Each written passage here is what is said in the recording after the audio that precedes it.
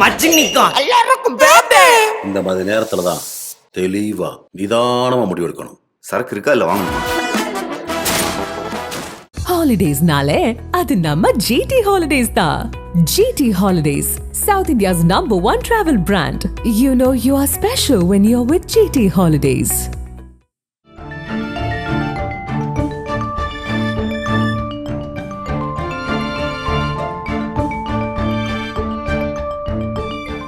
உங்கள் ஜீரண கோளாறுகளுக்கும் வயிற்றெரிச்சலுக்கும் சரியான ஒரு தீர்வு.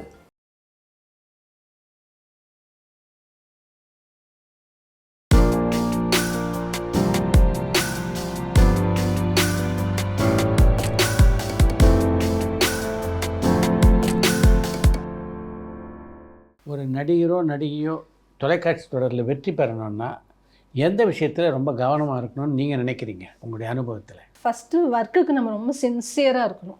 அதுதான் சொல்கிற வேலையை கரெக்டாக செய்கிறது, டைமிங்க்கு வர்றது போகிறது, தேவையில்லாத பேச்சுக்கள், தேவையில்லாத ஆர்குமெண்ட், சண்டை இதெல்லாம் எதுவுமே இல்லாமல் நம்ம எதுக்கு வந்திருக்கோம், நமக்கு ஒரு ப்ரொடியூசர் ஒரு வாய்ப்பு ஒரு டைரக்டர் வந்து கொடுத்துருக்காங்க, நம்ம வேலை இப்போ ஆஃபீஸ் போனால் எப்படி வேலையை பார்ப்போமோ அந்த மாதிரி நீங்கள் கரெக்டாக டைமுக்கு வாங்க, உங்களுக்கு என்ன வேலை கொடுக்குறாங்களோ என்ன சொல்கிறாங்களோ அதை கரெக்டாக செஞ்சுட்டு போனீங்கனாலே நீங்கள் நல்லா வரலாம்.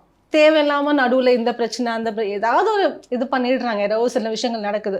ஸோ அதெல்லாம் அவாய்ட் பண்ணாலே நல்லா வரலாம் சார். அதெல்லாம் அவாய்ட் பண்ணுறாங்களா இப்போ தொலைக்காட்சி? அதுவும் இருந்துக்கிட்டு தான் இருக்குது.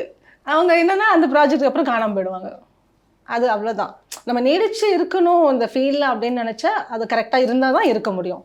இல்லாட்டி ஒரு ப்ராஜெக்ட் ஹிட்டு அடுத்து இன்னொரு ப்ராஜெக்டில் இருப்பாங்க, அதுக்கப்புறம் இருக்கவே மாட்டாங்க, எங்கே இருக்காங்கன்னே தெரியாமல் போயிடுவாங்க. ஸோ அந்த மாதிரி தான் ஆகிடும். நீங்கள் இத்தனை ஆண்டு காலம் நீடிச்சிருக்கிறதுக்கு என்ன முக்கிய காரணம்? தான் உண்டு தான் வேலை உண்டுன்னு இருக்கேன் நான். ஸோ அதுதான் ஃபஸ்ட்டு நான் நினைக்கிறேன். இப்போது கவிதா இவங்களை புக் பண்ணால் ஐயோ இந்த பிரச்சனை பாவங்க அப்படின்னு என்னை யாரையுமே எனக்கு தெரிஞ்சு சொல்லவே முடியாது. ஓகே அவங்கள பண்ணால் அவங்க கரெக்டாக வருவாங்க, அவங்க வேலையை பார்ப்பாங்க, அவங்க போவாங்க அப்படிங்கிற ஒரு நேம் வந்து எனக்கு நிச்சயமாக இருக்குது. ஸோ அதுதான் வந்து நான் நினைக்கிறேன் இவ்வளோ வருஷமாக நான் சர்வை பண்ணிகிட்டே இருக்கிறதுக்கு அது பெரிய ரீசனாக இருக்கலாம். பெரும்பாலான நடிகைகள் பார்த்தீங்கன்னா நடிக்கிறாங்களே தவிர அதுக்கு பின்னாடி அதுக்கு குரல் கொடுக்குறது இல்லை. நீங்கள் எப்படி? நானுமே கொடுக்குறது இல்லை.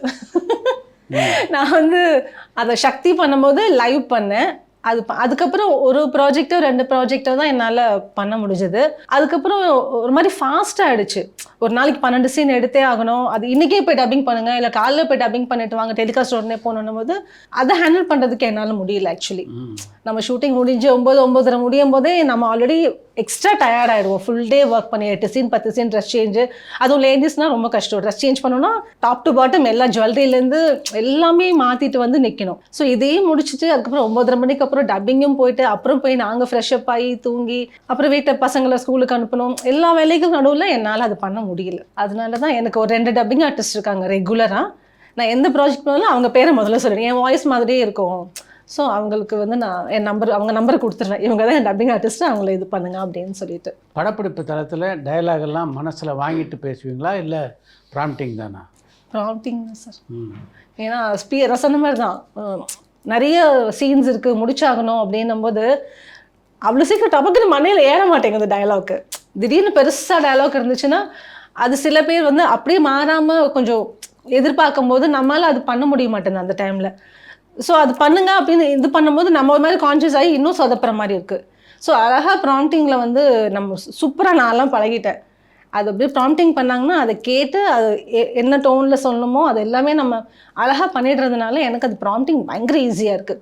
டக்குன்னு சீனியும் ஷார்ட்டு முடிச்சிடலாம், ரீடேக்கு அந்த மாதிரிலாம் எந்த விஷயங்களும் இல்லாமல் ஃபாஸ்ட்டாக முடிச்சிடலாம். ஆனால் நிறைய பேர் அது வந்து ப்ராம்ப்டிங்லேயும் வந்து ஒரு லேகு தப்பான இடத்துல விடுறது அந்த மாதிரி பண்ணும்போது தான் அது தப்பாயிடும். ஸோ எங்கே கேப் விடணும், எங்கே எமோஷன் கொடுக்கணும், இப்போ அழணும்னா எங்கே அழணும், ஸோ அது ஆர்டிஸ்ட்டுக்கு பேசிக்காக தெரிஞ்சால் ப்ராம்ப்டிங் ரொம்ப ஈஸி. ப்ராம்ப்டிங் தான். இல்லை ப்ராம்ப்டிங் கேட்டு நடிக்கும்போது எந்த நடிகையாக இருந்தாலும் அந்த டயலாகை கேட்டு பேசுகிற உணர்வு இருக்குமே தவிர முழுமையாக நடிப்பை வெளிப்படுத்த முடியாத கருத்து இருக்குது. இல்லை சார் அப்படி இல்லை. அது புதுசாக வர்றவங்களுக்கு கஷ்டமாக இருக்கும். எக்ஸ்பீரியன்ஸ் ஆகிட்டோம் அப்படின்னா அது ஒரு மேட்ரே கிடையாது. அது பாட்டுக்கு அது காதல் 5 பக்கம் சீனா 10 பக்கம் சீனாக இருந்தாலும் அது பாட்டுக்கு நம்ம காதில் வாங்கிட்டே இருப்போம், நம்ம இங்கே நடிச்சுக்கிட்டே இருப்போம். அது எக்ஸ்பீரியன்ஸ் ஆகிட்டோம் அப்படின்னா பிரச்சனையே இல்லை. நான் அப்படி தான் எக்ஸ்பீரியன்ஸ் ஆகிட்டேன். ஸோ எனக்கு எவ்வளோ பக்கம் சீனே படிக்கலைன்னா கூட அப்படியே டேக் போகலான்னா கூட என்னால் பண்ண முடியும். சிச்சுவேஷன் மட்டும் இதுதான் அப்படின்னு தெரிஞ்சால் போதும். அப்படியே அவங்க படிச்சாங்கன்னா அப்படியே ஃப்ளோ போயிட்டே இருக்கும். சின்ன திரையில் பொதுவாக நடிகைகளுக்கு மிகப்பெரிய மன அழுத்தம் இருக்கிறதா வந்து பல பேர் பேட்டிகளில் சொல்கிறாங்க. மன அழுத்தம் எனக்கு இருந்ததே இல்லை. ஆனால் அது ஏன் அவங்களுக்கு அப்படி அவங்க பர்சனலாக நிறைய விஷயங்கள் போட்டு மனசில் அழுத்திக்கிட்டு ஏதாவது இருக்கிறனால இங்கே வந்து ஒர்க் பண்ணும்போது அவங்களுக்கு ஒரு மன அழுத்தம் இருக்குன்னு ஃபீல் ஆகலாம். பட் அதர்வைஸ் எனக்கு சம்டைம்ஸ் நமக்கு நம்ம பாடியே நம்ம ஆல்ரெடி டயர்டாக இருப்போம், அன்னைக்குன்னு பார்த்து நமக்கு நிறைய ஒர்க் இருக்கும். ஸோ அந்த மாதிரி டைமில் வேணால் அவங்களுக்கு அது ஸ்ட்ரெஸ்ஸாக ஃபீல் ஆகலாம். ஏன்னா நமக்கு எல்லா நாளுமே ஃபுல் டைட் ஒர்க் இருக்குன்னு சொல்ல முடியாது. ஆனால் என்றைக்கு நமக்கு உடம்பு சரியில்லையோ அன்றைக்கி தான் நமக்கு டைட்டாக ஒர்க் இருக்கும். நம்ம ஜாலியாக ஹெல்த்தியாக இருப்போம், அன்றைக்கி பார்த்திங்கன்னா 2 சீன் தான் இருக்கும். ஸோ அந்த மாதிரி விஷயங்கள்னால அந்த டே நமக்கு வந்து டயர்ட்னஸ் ஆகும். கண்டிப்பாக நம்மளால் முடியாது, ஆனால் நம்ம வந்து பண்ணி தான் ஆகணும். ஸோ அந்த மாதிரி சுச்சுவேஷனில் மட்டும் நமக்கு வந்து ஒரு மன அழுத்தம் நீங்கள் சொல்கிற மாதிரி ஏற்படலாம். பட் அதை நம்ம ஃபேஸ் பண்ணி தான் ஆகணும். ஸோ அந்த டைமில் நம்ம எப்படி அதை பேலன்ஸ் பண்ணி கொடுத்துட்டு வரணும், அவ்வளோதான். நீங்கள் பல வருடங்களாக சின்னத்திரையில் நடிச்சிட்டு இருக்கீங்க. இந்த ஊதிய விகிதங்கள் அப்படின்றது இப்போ வந்து நிறைவாக இருக்கா சின்னத்திரையில்? இல்லை சார், அதான் என்றைக்கும் நம்ம வாங்கின அமௌண்ட்டு தான் இன்றைக்கும் பேசிகிட்டு இருக்காங்க. கேட்டால் டே ஸ்லாட்டு, நிறைய ஆர்டிஸ்ட் இருக்காங்க, அந்த மாதிரி ஏதாவது ஒரு விஷயங்கள் சொல்லி நம்மளோட பேமெண்ட்டு இப்படி போக மாட்டேங்குது, இப்படி தான் போயிட்டுருக்கு. அந்த ஏற்றமே இல்லை. பின்னாடி இன்னும் ஏன்னா எனக்கு அவ்வளோ பேர் வராங்க. நம்ம நான் ஆரம்பித்த பீரியட்லலாம் ஒரு 10 ஆர்டிஸ்ட் நம்ம எண்ணி சொல்லலாம் இவ்வளோ தான் ஆர்டிஸ்ட் இருக்கும் அப்படின்னு. இன்றைக்கி 100 ஆர்டிஸ்ட் அதுக்கும் மேலே அவ்வளோ பேர் இருக்கிறதுனால பயங்கர காம்படிஷன் ஆயிடுச்சு. நான் இப்போ ஒரு 8,000 ரூபாய் சொல்லேன்னா அவங்க 7,000 ரூபாய்க்கு ஓகேன்னா அவங்க நாளைக்கு நடிச்சுக்கிட்டு இருக்கா, நான் வீட்டில் இருக்கேன். அப்படி ஒரு காம்படிஷன் தான் இன்னைக்கு இருக்குது. ஸோ அது பயங்கரமாக பேலன்ஸ் பண்ணி தான் நம்ம பண்ண வேண்டியிருக்கு. இன்றைக்கி பெரிய திரையிலேருந்து பல நட்சத்திரங்களை சின்ன திரை கொண்டு வராங்க. சின்ன திரையை பொறுத்த வரைக்கும் பெரிய நட்சத்திரங்கள் தேவையில்லை, கதை இருந்தால் ஜெயிக்கும் அப்படின்னு ஒரு கருத்து. ஆமாம் சார். நீங்கள் எந்த பக்கம் நிற்கிறீங்க? நானும் அதே பக்கம் தான். கதை இருந்துச்சுன்னா அந்த இது ஜெயிச்சிரும். பெரிய ஆர்டிஸ்ட் பண்ணுறாங்க அப்படின்னு அப்படி ஆரம்பிப்பாங்க. அந்த பெரிய ஆர்டிஸ்ட் சீரியல் பண்ணுறாங்க அப்படின்னு ஆரம்பிப்பாங்க மக்கள் ஸ்டார்டிங்கில் பார்க்குறதுக்கு.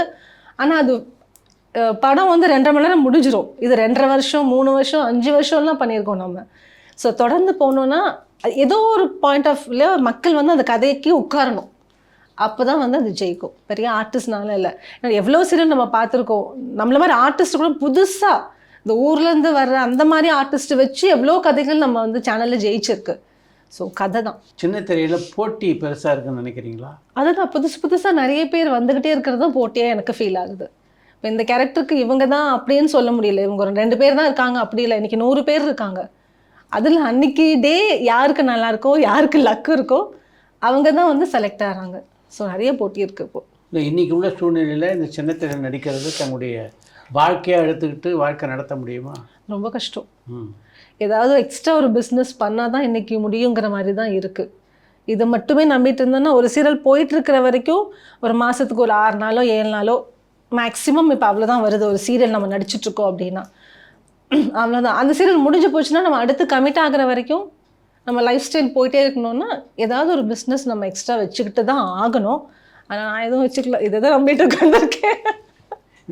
தெளிவாக இருக்கீங்க. ஆமாம், எனக்கு வேறு எதுவுமே தெரியாது சார். ஆக்சுவலி அதான் பெருசாக நம்ம படித்து இது இருக்கோம் அப்படின்னா அந்த படித்ததை வச்சு ஏதாவது இந்த பிஸ்னஸ் பண்ணலாம் அந்த பிஸ்னஸ் பண்ணலாமா, அதுவும் கிடையாது. நம்ம சின்ன பிள்ளைலேருந்தே இங்கே தான் இருக்கோம், இதுதான் நம்ம வாழ்க்கைங்கிற மாதிரி இன்னைக்கு வரைக்கும் போயிட்டுருக்கு. ஸோ இதை விட்டால் எனக்கு வேறு எதுவுமே தெரியாது, அவ்வளோதான். இதுதான் நமக்கு ஒரு சீரியல் முடிஞ்சிச்சுன்னா அடுத்து வர வரைக்கும் வெயிட் பண்ணுவேன். ஸோ வந்ததுக்கப்புறம் அதை பண்ண ஆரம்பிப்பேன். அதில் நம்ம இந்த மாதிரி கேப்புக்காக நம்ம ஏதாவது சேவ் பண்ணி வச்சுக்கணும், அவ்வளோதான். உங்களுக்கு எதெல்லாம் ரொம்ப நிறைவை தந்த கதாபாத்திரம்னு சொல்லலாம்? இந்த சர்க்கிள் எப்படி இருக்குது?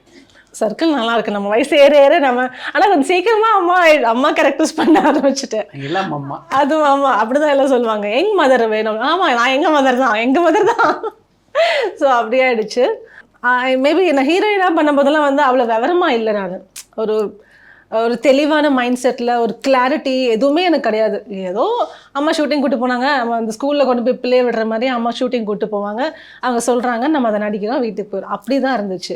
மேபி என்னோடய மைண்ட் செட்டாக இல்லை. அந்த டைமில் வந்து அவ்வளோ இப்போ இருக்கிற மாதிரி சோஷியல் மீடியா எதுவுமே அப்போ எதுவுமே கிடையாது, எக்ஸ்போசர் எதுவுமே இல்லை.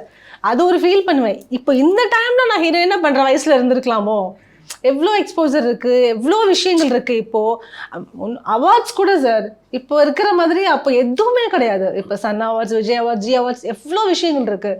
நான் ஹீரோயினாக பண்ணும்போது எதுவுமே இல்லைப்பா, நான் அவார்டே வாங்கலை, அப்படி ஒரு ஃபீல் எனக்கு. அது ஒரு அவார்ட் ஃபங்க்ஷன் வரும்போது எனக்கு அது ஃபீல் ஆகும், நம்ம அவார்டே வாங்கலையா போல, இந்த மாதிரி எந்த ஷோவுமே இல்லையே அப்படிங்கிற ஃபீல் இருக்கும். சரி இன்னைக்கு அம்மா வச்சு நம்ம நடிக்கிறோம், அம்மா வராது கொடுப்பாங்கன்னு பார்த்தா அதுவும் நமக்கு வர மாட்டேங்குது அப்படிங்கிற ஃபீல் எனக்கு இருக்குது. இப்போ அம்மாவா பண்ண ஆரம்பித்த விஷயங்கள் வந்து எனக்கு மனநிறைவாக இருக்குதுன்னு சொல்லலாம். ஏன்னா நான் இப்போ தான் தெளிவாக இருக்கேன். அந்த என்னோட மைண்ட் செட், ஒரு கிளாரிட்டி, எல்லா விஷயங்களும் வந்து இப்போது கரெக்டாக இருக்கிறதுனால இப்போ நான் அம்மாவை பண்ணுறது எங்கள் மதர் தான்.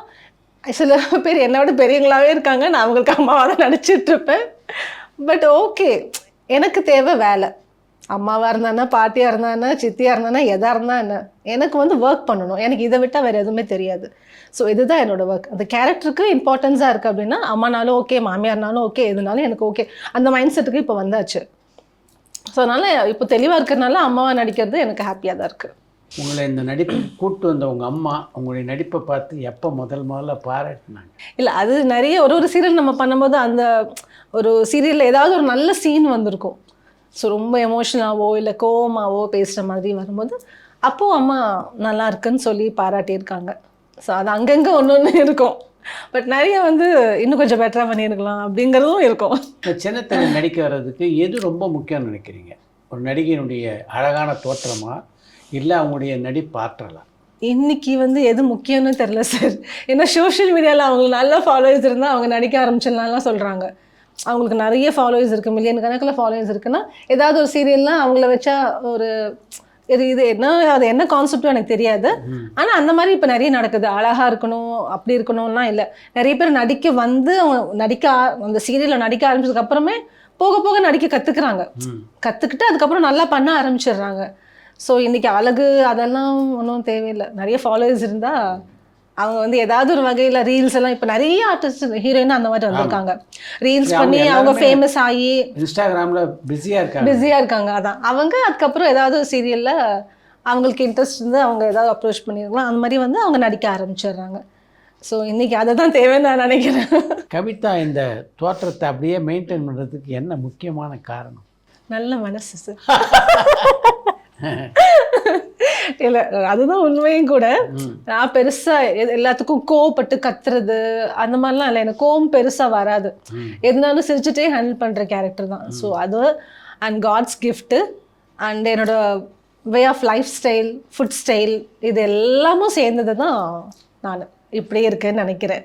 என்ன ஃபுட் ஸ்டைல் ஃபாலோ பண்ணுறீங்க? பேசிக்காக நம்ம சாப்பிட்ற அதே இட்லி, தோசை, ரசம் சாதம், சாம்பார் சாதம் இதுதான். ஆனால் அளவு மார்னிங் வந்து இப்போ ஒரு 4 இட்லி கூட சாப்பிட்ருவேன். அப்புறம் லஞ்சு இப்போ சாம்பார், ரசம் எல்லாம் கொஞ்சம் கொஞ்சம், ரைஸ் கொஞ்சம், காய்கறிகள் நிறைய. நைட்டு ரொம்ப கம்மியாக சாப்பிடுவேன். ஸோ இதுதான் என்னோடய பேசிக் ஸ்டைலு. இது சாப்பிட மாட்டேன், அது சாப்பிட மாட்டேன் அப்படிலாம் எதுவுமே கிடையாது. எல்லாமே நான் சாப்பிடுவேன்.